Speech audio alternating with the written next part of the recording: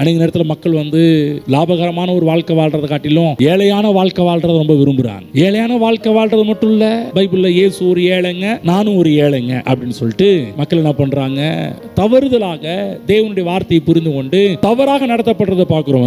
நான் சொல்றேன், வேதத்தை அவங்க சரியா படிக்கலன்னு அர்த்தம். இயேசு கிறிஸ்து ஏழை கிடையாது. பைபிள் பார்க்கிறோம், 2 கொரிந்தியர் 8ஆம் அதிகாரம் 9ஆம் வசனம், நம்முடைய கர்த்தராகிய இயேசு கிறிஸ்துவின் கிருபையை அறிந்திருக்கிறீர்களே, அவர் ஐஸ்வர்யம் உள்ளவராய் இருந்தும் நீங்கள் அவருடைய தரித்திரத்தினாலே ஐஸ்வர்யவான்களாகும்படி உங்கள் நிமித்தம் தரித்திரரானாரே.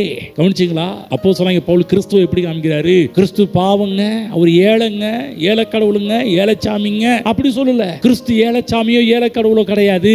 அவர் ஐஸ்வர்யம் உள்ளவராய் இருந்தும் என்ற ஒரு வார்த்தையை இங்க நம்ம பார்க்கிறோம். நீங்க நேரத்தில் பாருங்க, தேவனுடைய தன்மையை மக்கள் கெடுத்துடுறாங்க. எப்படி? பாரம்பரியமான எண்ணங்களின் மூலமாக. பாரம்பரியமான போதனைகள் தான் இயேசு கிறிஸ்து ஏழையாய் காண்பித்ததை ஒழிய